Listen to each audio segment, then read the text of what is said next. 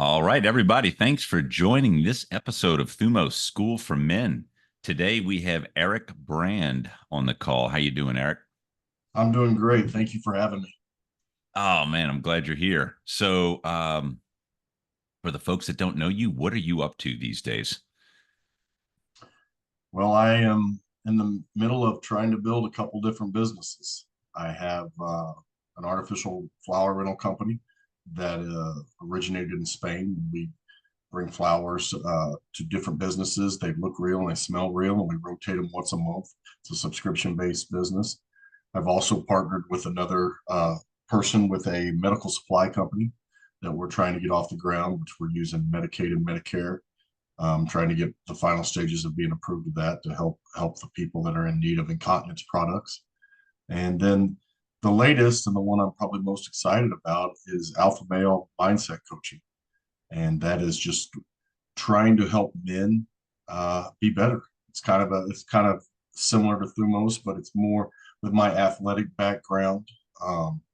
As a coach and a player, I'm trying to help athletes, and also I've gotten thrown in some different things with church. We're dealing with young men without fathers, so helping single mothers, mentoring young men who don't have a father figure in their life. They don't have the right kind of father figure in their life, and also dealing with divorce for men. I've got it's a little bit different than divorce care because a lot of the situation, a lot of men, they're grieving and different things, and they don't want to go to a church or somewhere where they have to go out in front and be in front of maybe women or different things like that. It's more of a Zoom based one where we call in, and it's a small group of men where it's a safe spot and we can be vulnerable and we can talk about our issues and try to help them get through some of these tough times. You said quite a bit there. I'd like to touch on the coaching aspect because it sounds like number one, that's where your passion is, and number two, you've got quite a history in actual athletic coaching. So I guess if we rewind the clock a little bit, before you got into your own businesses, you kind of explained a few of the businesses. You got three going on, if I'm not mistaken. And before you got into those are just sort of recent ventures. What were you doing before that? Well, rewind, I'm from Bloomington, Indiana, basketball mecca, Indiana University, and grew up playing basketball since I can't remember. Can remember. Um, I went to Bethel University, which is right by Notre Dame. Played 4 years of basketball there. Was very blessed. I played in four national championship games at the NAI level. We won three. What Um, position? What position did you play? I mean, I was a center. I'm about 6'8". For that level, but I also, like, my senior year, I led us in scoring, rebounds, steals, and assists from the center position. So when I went on to Europe, and I played in Austria for 4 years and a year in Australia, I played small forward and power forward. Uh, and really, I was just a guy that outworked everybody. I was not always the most talented guy on the floor, and probably especially at the beginning of the game. By the time the end of the game was coming around, I was going harder and could go longer than anybody else. So that's really where I developed a lot of my work ethic. And then after getting done playing professionally, so I played uh, 5 years, 4 years in Austria and a year in Australia. I had the opportunity. I stopped playing because I had the opportunity to be a part of Coach Scott Drew's staff at Baylor University, and get my master's paid for and start my college coaching career. So I spent 2 years at Baylor, got my master's, and I was able to be a part of two great teams there. Spent a year at Tyler Junior College, being the first real assistant coaching full-time job. 1 year there, and then had the opportunity to go to Texas State University and be an assistant there for 4 years. Spent 4 years in San Marcos. It was a great experience. And most college coaches, if you haven't really become a college coach until you get fired as a staff. And after 4 years, our head coach was let go, which meant everybody that was under him was let go. And I was able to get back on staff with Coach Marvin Menzies at New Mexico State, where we had 2 years where we went to the NCAA tournament. It was WAC championships both years. But during that time, I became a dad. and I was married at the time. And so I was watching my kids grow up on FaceTime. And although many people think you make millions of dollars being a Division I coach, the head coaches do, and the high level coaches make a great salary. But a lot of the lower levels, you're getting a salary that you could make doing other things, but you're spending time away from your family. And so I chose my kids. I had a son and a little girl on the way. And so we moved back to Indiana, where I coached high school for 8 years, six of them as a head coach. And that takes me up to 2023 of May. And it was mostly inner city, which I have a knack for. I would say a little bit of helping and a heart for just underprivileged kids. Underprivileged, I say, I don't know if that's the best word for it, but just guys that have more adversity that they deal with in life every day. I had young men that were sleeping on the floor of their houses. I had young men that just, you know, I used to take one kid home and he didn't know whether the electricity was going to be on in his house. And so it's a lot. And I became a single dad in 2017, and I have my kids full time. And so that last 5 years of always being on helping my players that were in need and also trying to be everything I could, both mom and dad, for my kids, it took a toll on me and I was really burnt out. And so after a lot of prayer and everything, I resigned in May of 2023 uh, in Indianapolis, Indiana, and decided to move back where I was happiest, which was Texas. I love Texas. It's been a great place. And so we moved down here August of 2023, and just over a little bit of a year ago, I moved down here, and I've just been kind of open to new things and started with the flower business and was able to transition with some of my connections and stuff into building a medical supply company. And then the last one, um, it really goes back to who I am as a person, and it's allowing me to help to heal. Over the last year, I've done a lot of healing, and this has been a big part of it. I'm excited to help men on their journey, whether it is, I've helped guys that have lost their job. I've helped guys that are going through a divorce. I'm starting to really work with some high school athletes on just their mental mindset, mental toughness, um, visualization, and just channeling things that have gone on in their young lives.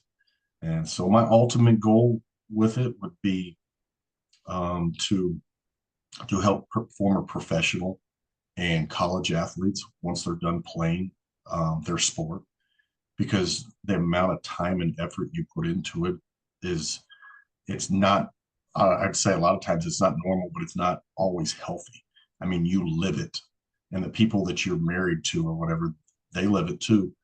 And but you're also accountable. You're told where to be, who to train with, where to, college, you have the meals set up for you. They take care of you as a college athlete. And then when it's on, it's done like that. And the hard part about that is in sports is very few people get to leave their sport on their own terms. If a lot of it, whether it's injury or you're not good enough to continue to play, it's done for you. And so I feel like there's a lot of depression, a lot of that was my identity for my whole life. And I don't know who I am now. And I really, really have a passion to be able to help walk them through that journey and let them know that you're more than just the athlete you were. And so those are hopefully that's a catch up and not too long winded, but gives you kind of a description of where I am. But I'm really kind of open to God and where He wants to take me. Yeah, no, I appreciate you sharing that information. You once again, you said quite a bit, and it sounds like from what the way you're talking, you are highly driven. It's obvious because you played at the highest level sports in your particular sport, that being basketball. I was curious. You mentioned that you outwork people, and it sounds like you probably started that at a young age. Do you know what it is within you that made you want to put in that extra work? Was there anything you like when you look back on that? Um, why was it that you were able to outwork people? What was it? You know, I was not I have a different athletic past than a lot of people. Um, I was not a great high school basketball player. I was a better college basketball player. To kind of put in perspective, I was a late bloomer. I grew, beginning my sophomore year in high school, I was 6 foot tall. By the time my junior year was over, I was 6'6". I grew 6 inches in 15 months. So I was really gangly and goofy, and I had to outwork people to survive, to get the opportunities that I wanted. I mean, it was nothing was given to me. I had to scratch and claw and fight for everything. And then when my body finally caught up with me in college, I became a really good basketball player. I didn't say it before, but I've been blessed. I'm in 3 Hall of Fames. I'm in my college's Hall of Fame. I'm in the NAIA Hall of Fame, and I'm in the small college Hall of Fame, which is everything but Division One. I have been blessed to play with great players, great coaches. Um, in my younger life before kids, I've done some really cool things. And that has brought my experience of doing different things and the drive and helping other athletes. It's really helped. But to go back to your question, the biggest thing that I remember, and it's unfortunate, but God does positive things with negative situations. My parents got divorced when I was 8 years old, and my mom remarried an alcoholic, and right around my middle school age, and we did not get along. And I can remember distinctly him telling me how, you know, I wasn't going to be able to be any good at basketball. I wasn't going to make anything out of myself. And that really, I can remember from my high school days until um, my freshman year in college, where I got some therapy about that was a driving force. I'm going to show you that you're wrong. I'm going to show you that I can do that.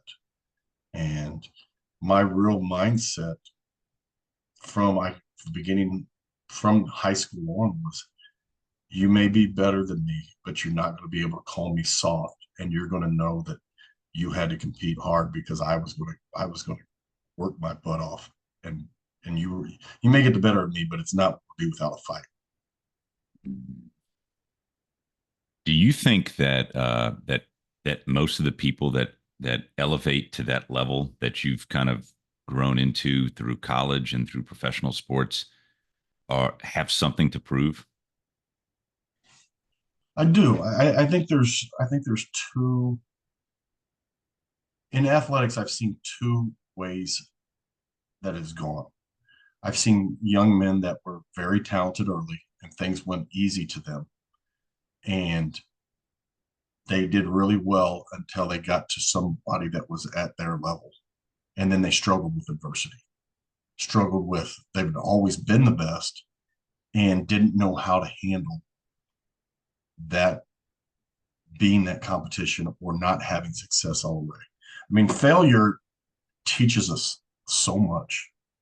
You know, if you go through life and you haven't had adversity, that's what I love about sports in general, is adversity, it creates you or it crushes you. And one of the things that I've learned through my sports and athletics is just how to pick yourself up off the ground, dust yourself off, and say, you know what? Let's go at it again. Let's do something. Let's tweak things. Let's not necessarily just hammer and go into the um, attack it the same way, but let's find a new way to get the goal that we're trying to do. Or if I just didn't do it well and I need to practice more, let's practice more. Let's put the work in. So I kind of went off on a tangent a little bit. I don't know if I answered your question. Um, Yeah, I know you are. That's exactly what I was trying to get at. Is because it's not guaranteed that that is going to be the outcome. you've seen, I mean, as a coach and as a player, you've probably seen many of failures, and I would imagine that not 100% of them recognize that they failed and they can do better, and then they overcome the challenge. There's probably some that that just quit, and I guess I wanted to get your perspective of what is the difference if you were to try to identify what the differences in characteristics between the ones that overcome versus the ones that might give up, if you've seen something different there. I have seen, okay, so yeah, I see some that have quit, and I've seen as many self-sabotage themselves, which is because of the pressure of the expectations not always meeting them. They'll turn to things that aren't healthy, or they'll find an excuse or a way to do things. I think, there's no perfect. What you're asking, in my opinion, is kind of like the NFL draft, where they're trying to pick. If there's not a perfect thing, or all the number one draft picks, none of them would be busts. All the NBA, the lottery picks, they wouldn't be busts. Um, a lot of it you can't do in those evaluations as much as it comes from inside. And when adversity hits, you find out what your core self-worth is. And if you're all wrapped up in the results of the athletic, event, or you're all wrapped up in the sale of business, when things don't go and that's all you got and that's all you hang on to, it really becomes a struggle.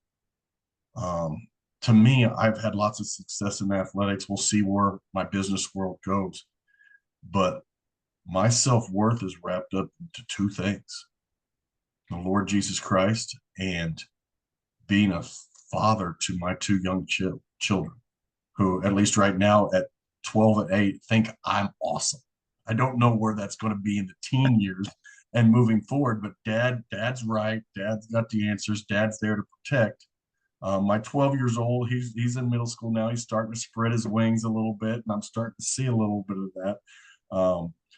But it's having a foundation, and unfortunately for a lot of men and women, but we're talking about most men right here and now, is what kind of foundation do we have? And unfortunately, we have not all been blessed with great childhoods and great um, foundations. And some of us, I come from a divorced home. Luckily, there wasn't no domestic violence or anything like that, but it wasn't perfect. And so even relationship wise with the opposite sex, and I didn't spend time having my mom and dad model what a healthy relationship was between a man and a woman. And I think a lot of times us as men, and the same with women, but we we we see what's modeled for us, and we don't even realize that in our brain that's what we think normal is, whether it's healthy or not. And so I may drive you nuts because I just go off on different tangents and different routes, but those are kind of the things that are coming to my mind. No, this is exactly what I wanted to get from you is where you are, where your headspace is. So thank you. No, you can go off on as many tangents as you want, man. That's what this is all about. So with that being said, you mentioned growing up and your parents had been divorced.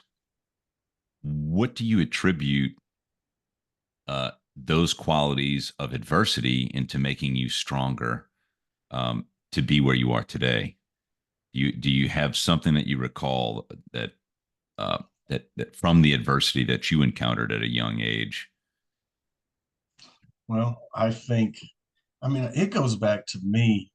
Um, I can remember I grew up in a house in the country that a wood stove was our main source of heat. I can remember in the winter time. I mean, I feel like I tell people those stories. It's like I grew up in the 1920s or 30s, but it was a country home. And my job, I can remember when it snowed in Indiana, was I got my sled and we would go get firewood from down in the pile and we'd bring it up, and you had to have it in the night before so it could dry out before you put it in the fire.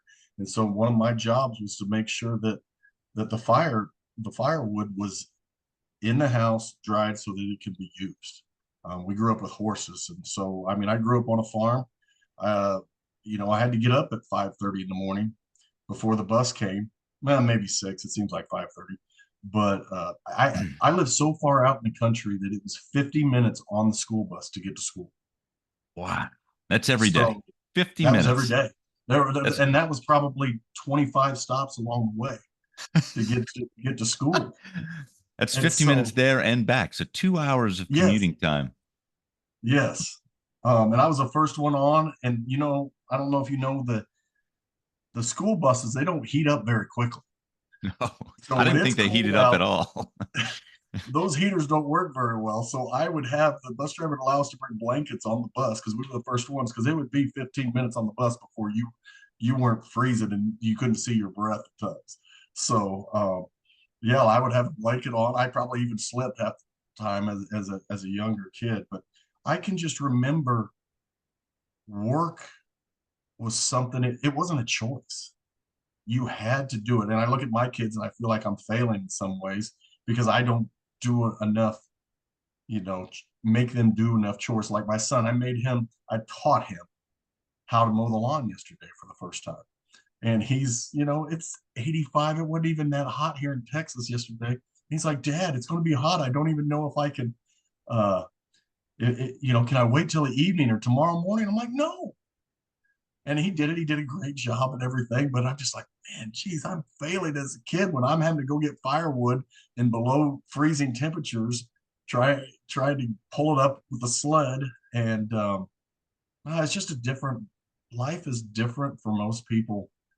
It's like that with every generation. With your parents, it's a different. But I really try to talk to my kids about high character and being able to look yourself in the mirror every morning and say, you know what, I was the best version of me that I could be, and I tried to help others. Well, you gave a great depiction of how your work ethic is the way it is. I mean, that giving us that background clearly explains how you overworked and outworked your competition for sure. Because having that type of foundation is pretty solid. But I mean, you're absolutely right in that the way that kids are raised these days, it's hard to. I mean, unless you wanted to fabricate some false sense of survival mode type instinct on a farm that I mean, yeah, it'd be hard to duplicate that, right? And the reason you were probably in that situation is because you had no other choice. There was no other choice to do than what you did.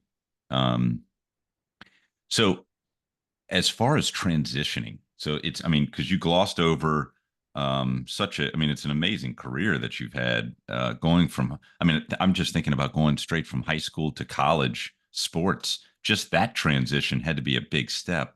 And then more importantly, the transition from college to professional. And I really want to kind of dive in to see if there was some piece of adversity, because I'm assuming that you've had adversity at all levels. What do you think is the biggest lesson you learned? Let's start with the transition from high school to college, and then once you get that, we'll go from college to professional. So there's a couple thoughts from high school to college. I only played because I graduated high school 6'7", 180 pounds.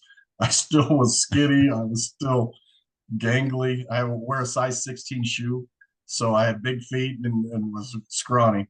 Um, but I I got a college scholarship because of effort. And my college coach, who's been a huge mentor to me, was like, "You just worked harder. We never thought you would be who you became as a player, but we wanted somebody with that size and work ethic to be a part of our program." My freshman year, we were ranked number one in the nation all 4 years at different times. Um, I think my coach overall has won 7 national titles with his program. He's retired. He's a Hall of Famer. Um, but I didn't play a ton my freshman year. I averaged 4 points a game. I was the fourth big.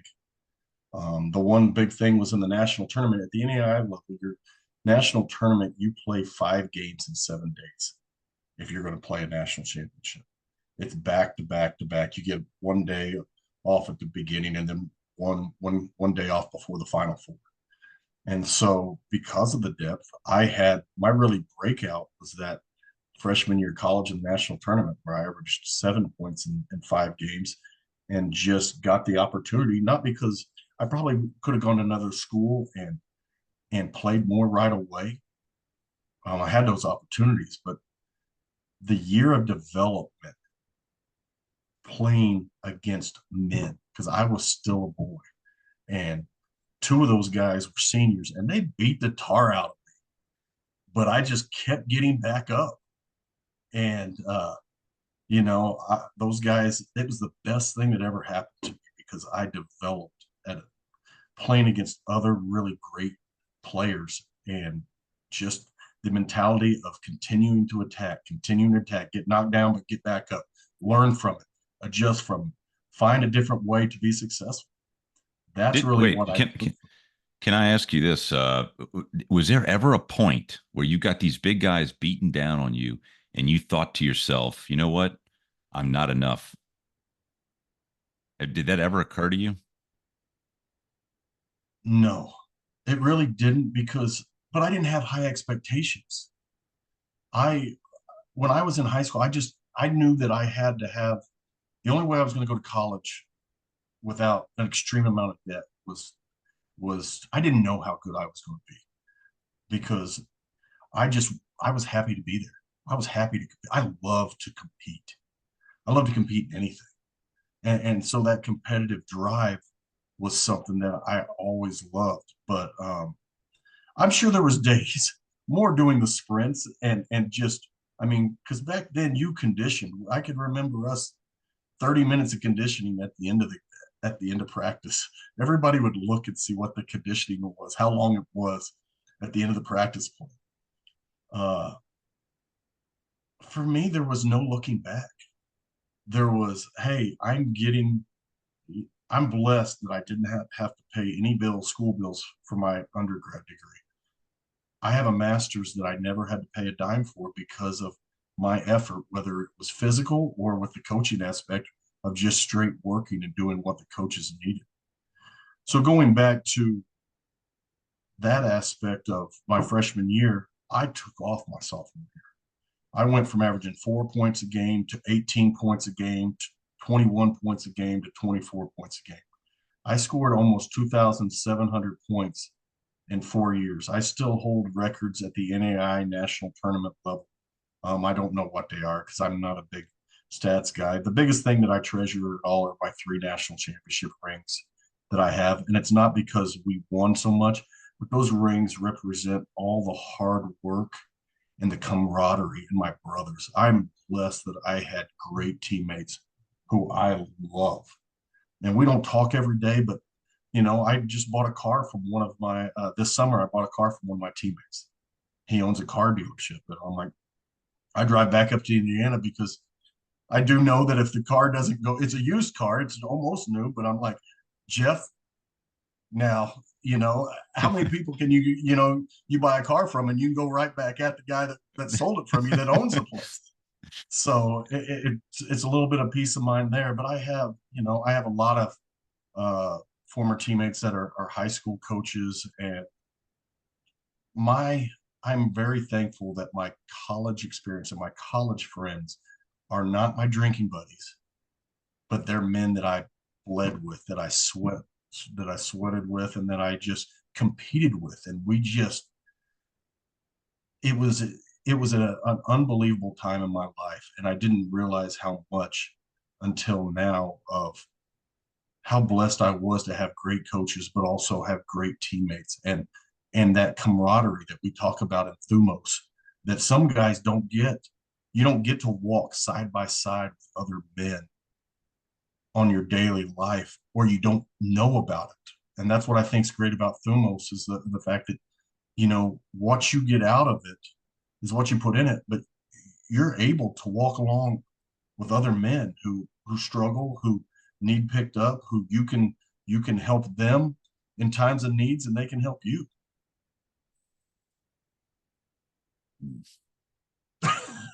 That's the, from the moment you started talking, there was one thing that occurred to me, and that was that it doesn't appear that you do a lot of looking back.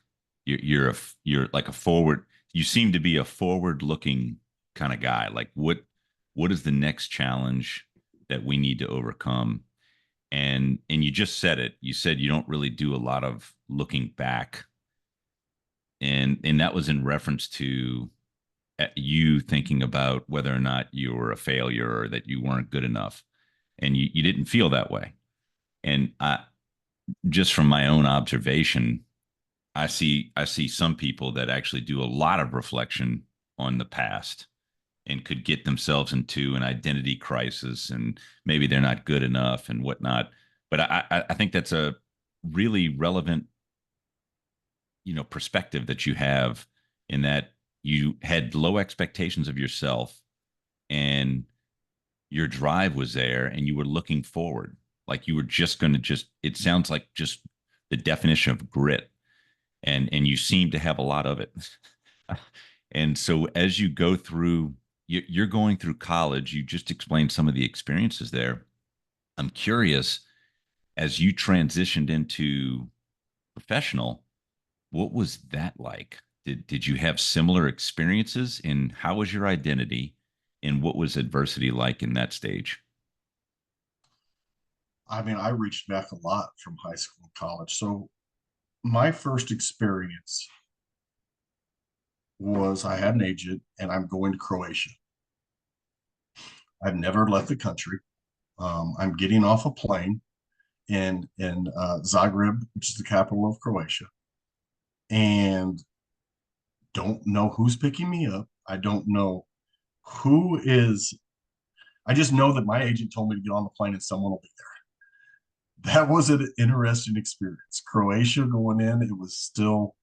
I mean, it was borderline third world a little bit. I mean, from where I came from in America, I know there's worse places in the world, but it was holy cow. There is just concrete buildings, and it's kind of chaos. And so I was there for a month, and I was told that I would have the contract, that it was secure. One thing you need to figure out about Europe is no contract is guaranteed 100%, because what are you going to do? You're going to take them to court in their country with their lawyers. You're not winning anything. So you've got to promote yourself, and you've got to perform. And I think from there, that was when, even college, you don't perform and you still got your scholarship. They're not going to take it away from you that year unless you do something stupid. So I was there, different rules. They wanted a guy that I was more of a speed guy, and they wanted a more back to back 6'10, 6'11, 280, which I was about 225 then, true center.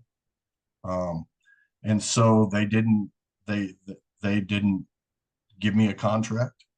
I can't remember if they gave me. I think they paid me something, and then it's like you're there. So I was able to, while I was there, my agent was able to work with to get me an opportunity in Austria, which is about probably about a 3 hour drive away.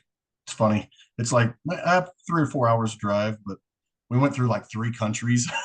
So it's like it was such a new experience. So here I am, I've been able to do all this stuff basketball wise. I feel pretty good about myself, and you're just in a whole new world, and your head spinning. I can remember looking at what ended up being my teammate. He came and picked me up to take me to Austria from Croatia because he was from there, and the kilometers, he's going like 160 or something, and the speed limits are different, and we're just flying around, and I'm sitting here looking over at the speed limit going, man, we are flying. And so then I get to Austria, and it's another tryout, and spending time trying to learn.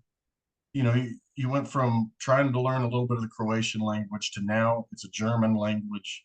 Austria is a little bit more modern, or it is more modern than Croatia, but it's I can remember. So we're playing some games, and they're friendly games, practice games before the season starts, and I was doing okay, but it's trying to find your fit with the team because you really only get two Americans. So there was another American there that I was able to, spend a little bit of time with, and I can remember, I'd struggled a little bit shooting, and probably the third game in, and I just remember praying to God. I'm like, look, if this is what you want me to do, I am struggling to know. You talk about whether I'm good enough. That is the, I don't want to say it's the only time, but it's the time that comes to mind where I was like, okay, maybe I'm not good. And I can remember praying to God. I'm like, look, I'm okay with whatever happens here, but if this is the path you want me on, I need some help today. And I think I came out and I had like 18 points and we played really well. And from there, my confidence grew. And confidence is so important in sports. I think it's so important in life, whether it's sales, whether it's anything. You've got to have those small victories. And that was the real adversity for me. Probably the biggest is being in another country, trying to figure out food, trying to figure out everything that's going on, and knowing that if I don't perform, I'm going to be back in the States. And whether other people look at it be this way, I'm going to look at it like I failed. And that is I can remember vividly feeling that and just trusting that I went back to my roots of whether I play well or I play terrible, everybody's going to know that I played hard and I was aggressive and I went after it. And that's been the hallmark of I can remember we played one team, and I don't remember if it was my first year or later, but I was fast. I could run for my size. And so the other American who was older, who was not nearly as fast as me, their whole game plan was he would guard or I would guard him because mostly the Americans guard the other best player over there, the two. And so I would guard him. And the other big's job on their team was when he shot or the shot went up to sprint back to make sure I didn't get a layup at the other end because the other guy couldn't make it back as fast as me. So I was always, I mean, I would out sprint every time. I'd get 10 points a game. I scored 40 points in a game in Austria and never shot anything but a layup. Wow. Now it wasn't all on Jeez. transition, but it was I can remember my team laughing at me like, I've never seen 40 points scored on all layups. Because that was the other thing. I was quick, I would drive around people. But yeah, that was what everybody knew. If you asked people, the scouting report was he will outwork you if you don't come to play. Uh, what did success look for you at that time? To be honest with me, and this comes all the way back to really my college days because of playing on such fantastic teams. I think I think my 4-year record in college was like 122 and like 16. Success for me is the team winning and me giving my best effort. It's not individual, and it probably comes back to you talk about I don't look back. I don't. Success to me is it doesn't matter who gets the credit, and I got plenty of credit. I got more credit than I deserved, but it was always about did we accomplish our goal as a team? That's what I love about team sports. Just the fact that you can impact a game and not score. There's so many other things that you can do. And everybody, and I hate social media in the way that, especially basketball these days, that everybody has highlight films and all the recognition goes to the guy who puts the ball in the bucket.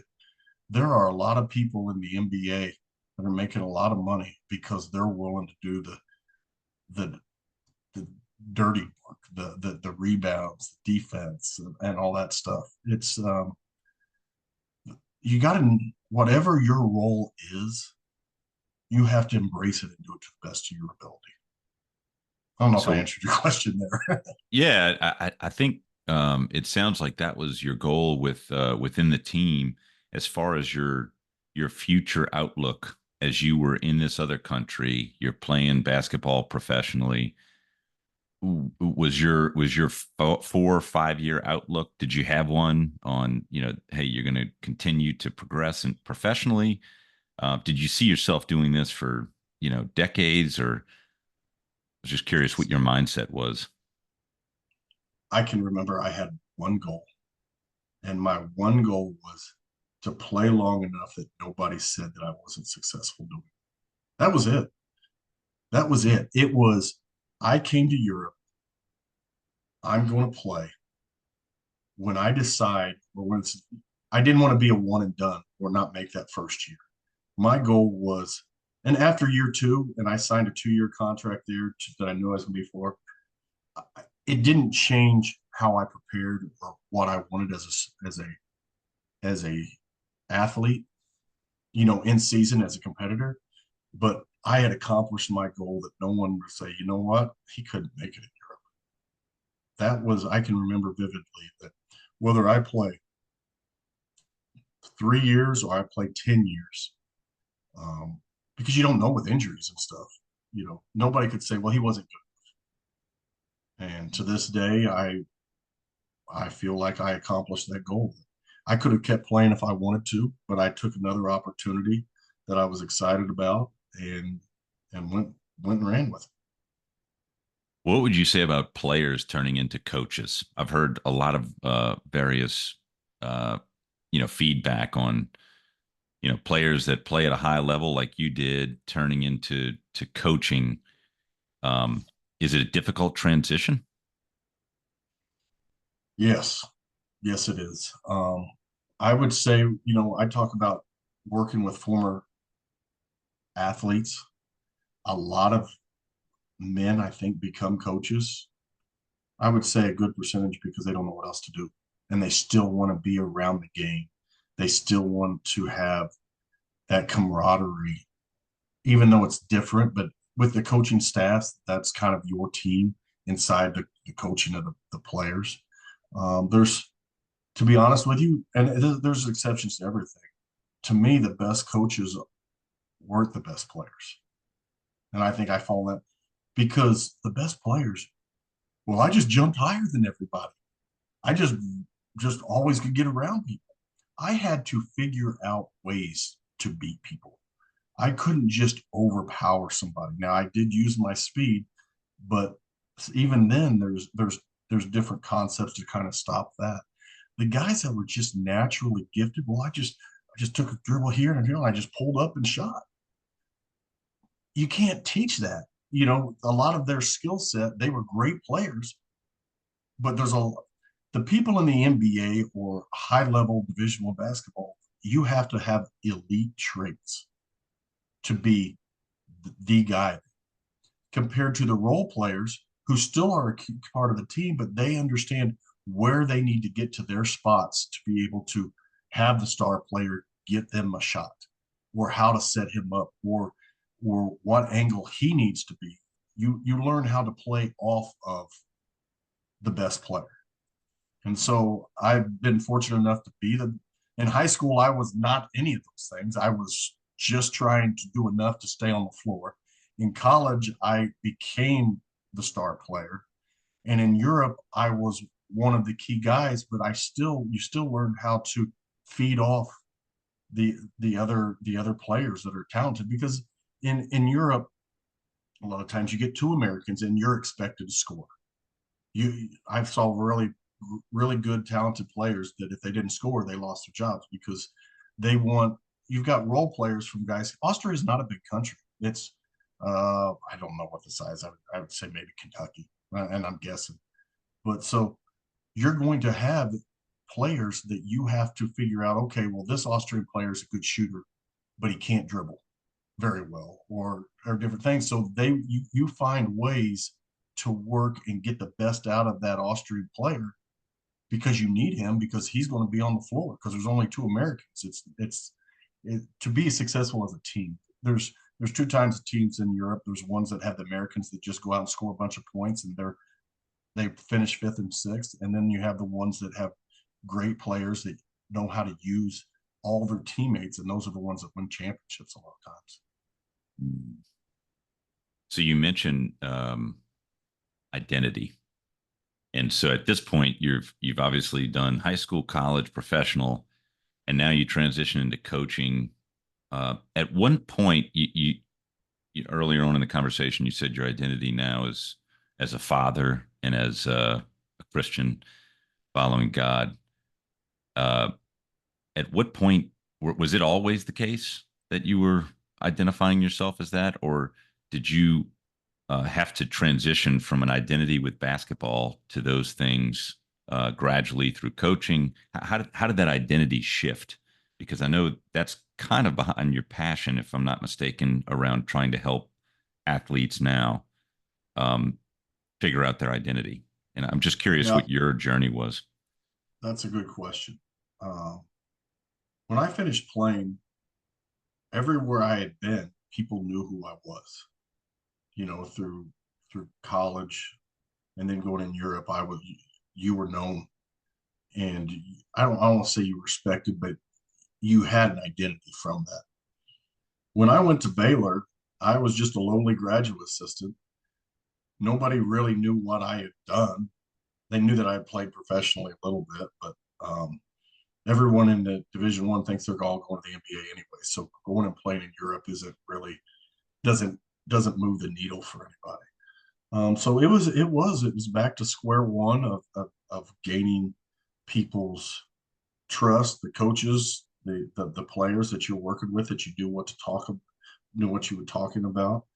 Um, you know, my my identity and faith, it started really in Europe, because I didn't grow up a Christian. I was saved when I was in high school, but I can remember going to Europe and thinking, you can be whoever you want to be. You can go party, you can go do crazy stuff. I saw some Americans, because when you go home, nobody knows what you're doing. It's very interesting, and it just wasn't for me. I'm blessed that I was not a big partier. I was too driven to succeed and taking care of my body. I can remember one of my rules was I would drink whatever I drank, whether it was a soda. Soda is kind of my vice a little bit, but anything, juice, whatever I put in my body liquid wise, I would drink the same amount of water a day. And it was just kind of the discipline aspect. So when I was started my coaching career, and you start at the bottom, you just try to work people, you try to build relationships, you try to outwork. It's a different way. It's not you don't get, like, I couldn't produce something anymore that would set me apart. What set me apart in the coaching aspect was building relationships and helping those guys succeed. And that's really what I focused on from coaching on, is building relationships and being that guy that's been in their shoes and is able to verbalize with them, both good and bad, what's going on and supporting them. So I don't know if I answered your question, and please re-ask it again. But those were the things that I focused on. That was a change in my identity. That's what it was. It didn't become what I'm achieving. And even though it was a team sport, I had to achieve certain things, because I had a large workload in Europe and in college. It was, hey, I'm helping CJ become a better kid in the Big 12, become a better player in the Big 12, or our centers, Josh Lomers, who's from Bernie, Texas. I can remember sitting there working with him and talking with him about the mental part of it. I mean, a lot of people, you watch college basketball, especially now because everybody's so either young or old. Those freshmen, I look at the football, I forget it all the time because you don't see their faces. Those guys are babies. They're 18, Yeah. 19 years old. Yeah. And adults think of them as men when Yep. it comes to expectations and how they should react on and off the field. And we're so judgmental because we don't even understand. Most of these kids can't even vote, but you hold them to a standard of who we are as 35 to 45 to 50-year-old men. Well, they should turn the other cheek. They should do this. And we're just like, and most people can't even understand. That's the other part that I want to work with current college athletes. People don't understand the pressure that is put on them. I had a young man who I coached in high school, who his family, he was the reason he signed to be a Division I player, and he had to make it because he was the reason that his family, and we're not talking about just his mom and dad, we're talking about aunts and uncles. He's going to help us out down the road. That's what the Wow. pressure of some of these young men are. I have to do this because my family is telling me that they need things. And I can't even imagine now, because I've been out of college coaching for 10 years with the NIL, where you're getting paid before you ever really even earn anything yet. You're getting paid on hype or potential. And let's be honest, we used to say in college recruiting, potential gets you fired a lot because you're betting on potential, and it doesn't happen for everybody. Right. And so just that, helping young men, like I'm not going to say his name, but his identity was at a young age, at a 17-year-old, is I'm the savior for my family. I've got to be. Wow. Meanwhile, they have one has an alcohol problem. His cousins are drug dealers, and he's got to balance all of those things and still perform before he even gets to college. And so when he Hmm. gets to college, now he's got people coming down and driving and wanting to be a part of it when they're taking away his focus because they don't want to just come watch him play. They want to come see him the night before. They want to do all these things, and there's so much pressure for a lot of these young men, and I'm assuming on the women's side too, but really with the men, people don't understand what being a college athlete at a big time program is like, and the pushes and the pull and demands, and the competition is unbelievable. If you don't come, there's very few that if you don't come to perform, that this guy next to you is not taking your spot. And so one of the things that I projected, and that's one of my pursuit to help is, as a college athlete, who do I talk to? Who can I confide in? I can confide in my college coaches that recruited me to a certain percent, but if I tell that coach, hey, I'm really feeling depressed because of all this pressure, or my girlfriend just broke up with me. If I confide that in my coach, and then I go out and I'm not, it may have nothing to do with it, but I don't perform to the level that I normally have in one game, that coach might say, you know what, he's messed up in the head. I got to get him out. And Hmm. so, what I'm hoping to be in that aspect, if it happens, is be that rock of a man for another man that's not a yes man, because they got plenty of yes men in their life too. Hey, doesn't matter what it is. Hey, I don't. You're my meal ticket long term. I'm not going to upset you. I want to be that guy that's a reason for these young men. I don't want anything from you, but I want to help you deal with all these pressures and all these expectations, because everybody else is pulling you in so many different ways, and it's rough. Do you think identity and confidence are related?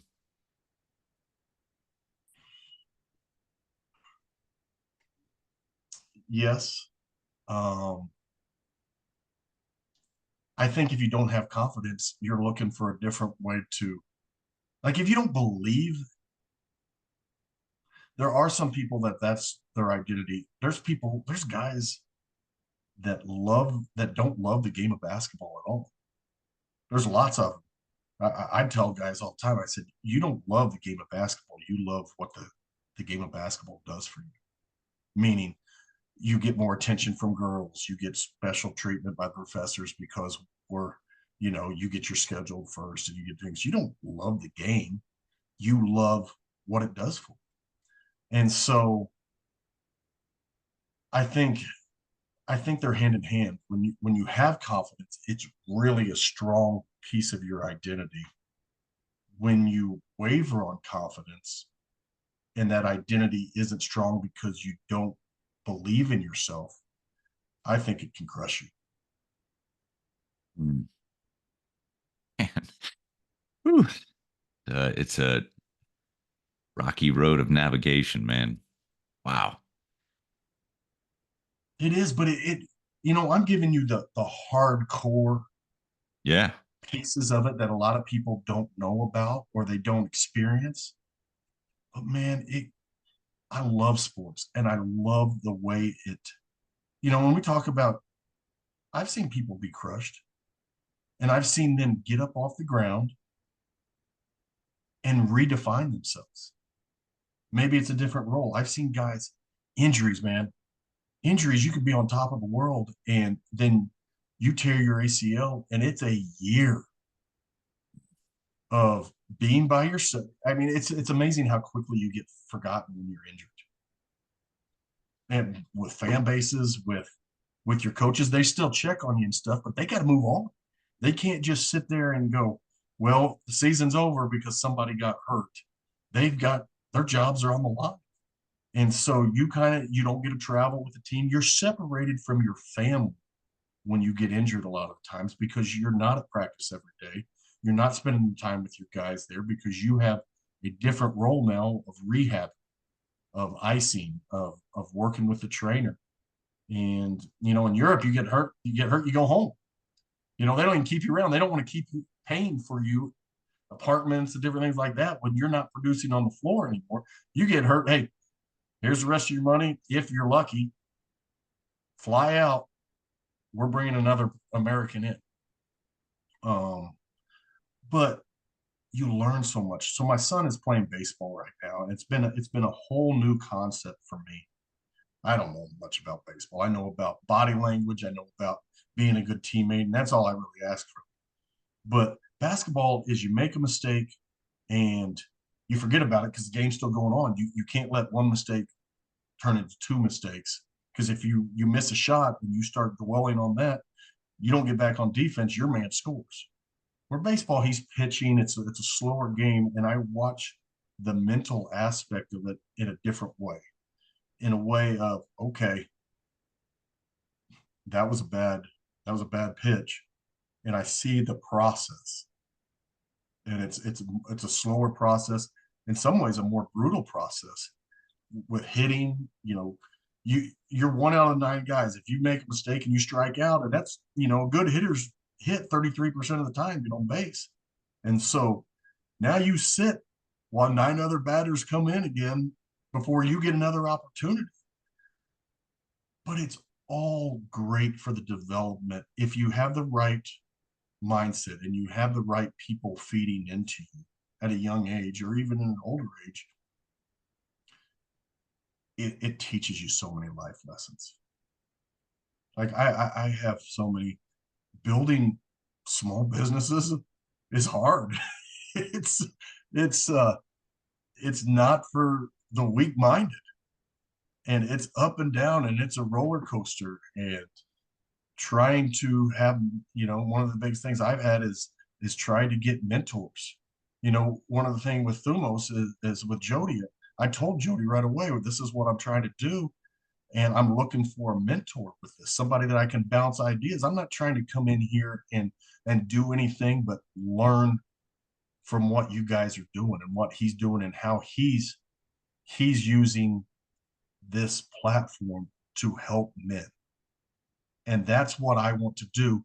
We're not necessarily doing it in the same line, but he's a resource for me, and he's been amazing in hey, whatever you need, let's talk about it. Let's bounce off ideas, and I'm excited about it as I hopefully grow my business and in helping men in a different area. I can still reach back into this area, and you know what? It's still supporting men. It's still talking to them about, what is your, when a guy comes to you that's dealing with something over here that is maybe divorce or just feeling unworthy, how did you attack that as a non-athlete compared to somebody that I would compete as an athlete? Because when I have athletes, they're in it. You just work. I mean, that's what I did. Let's get in the gym more. Let's put more shots up. Let's do more of this. But when you're in the real world and there's no easy way of saying, hey, I'm feeling unworthy at my job, you know, you're limited. And so I think one of the biggest things that I have learned through my journey of this is finding men, like-minded men that can walk with you and are there. They're there to support you and, just bounce ideas off of and say, you know what, sometimes I just need, stop being a victim. This isn't helping you. I think so many men, and it's not just men, people in general, stay in the victim role. It's easy. It's not fun, but it's easy to stay, oh, life sucks, nothing's going my way. I can't, there's nothing I can do about it. Compared to saying, you know what? I'm going to get up in the morning. I'm going to get up 30 minutes early. I'm going to start off my day by working out or going for a walk or getting on a video or something where I'm hearing positive things going on, and I'm going to attack the day. And if I get knocked down, I'm going to get up again tomorrow and I'm going to continue to do it. And then what happened, and some of the guys I'm working about, we talk about stacking days. All right, let's stack days. We got 1 day, we got 2 days, we got three good days where we're stacking. Okay, that fourth day, we kind of we backslid a little bit, but we're not gonna wallow in it. Day 5 is a new day. Let's start stacking days. That fight to get yourself out of that victim role is hard. It's much harder than staying as a victim. But if you're going to be somebody that overcomes things, you got to have that grit. So I know we're just about almost out of time here, but I wanted to ask you where can people find you in this business that you're creating for athletes? Oh goodness, like we've just started it. You can email me. I don't even. I want to make sure I got the email right. I apologize. If you may have to cut this part out and get it again, because I want to make sure that I have. Um,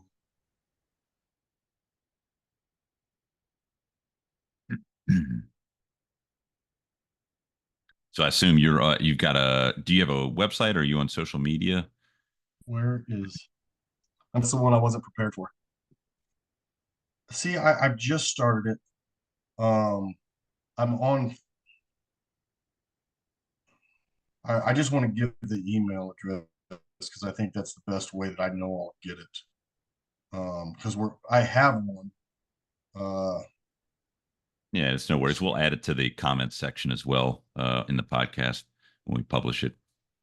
so it's the email is coachingalphamale@gmail.com. Coachingalphamale@gmail.com. Yes. Okay, great. And I do have a website. Um, it's my website is alphamalecoaching.com. Alphamalecoaching.com. Very nice. Thank you, Eric. And before we wrap up, one more question for you. Um, one piece of advice that you would give to an athlete that's struggling with confidence, what would you tell them? You need to be content with giving your best effort, no matter what the result is. If you can look yourself in the mirror every morning or after that event and said, you know what, I prepared to my best ability, and I gave everything I got, I can live with the result. Hmm. Because it's not always going to be great. And I'm not here to tell you that if you put in all the work all the time that all your dreams are going to come true. But you've got to get to a place in every part of your life, in my opinion, where you say, I put in my best effort and I gave my best effort. And whatever the result was, I got to be okay with it. If I gave my best effort in any of these businesses or all the businesses and they failed, I didn't fail. I Uh, learned and I grew, but I can only be the best version of me that I can be and let the chips fall where they may. Very well said. Thank you, Eric. Geez, that's fantastic. With that, we'll wrap this up. Everyone, thank you for listening today. That's going to wrap up our this episode of Thumos School for Men. If you like what you've heard, or you're a man out there looking for improvement and growth, be sure to check us out on social media. You can check us out on our website, thumosusa.com. We're on all the different social media platforms under Thumos School for Men. Eric, thank you so much for being here today and sharing all your wisdom, man. I look forward to getting you back on the podcast as you move along on this coaching alpha male venture and hearing more about it. Thank you very much. It was great to be with you today. All right. Thanks, everybody. We're out.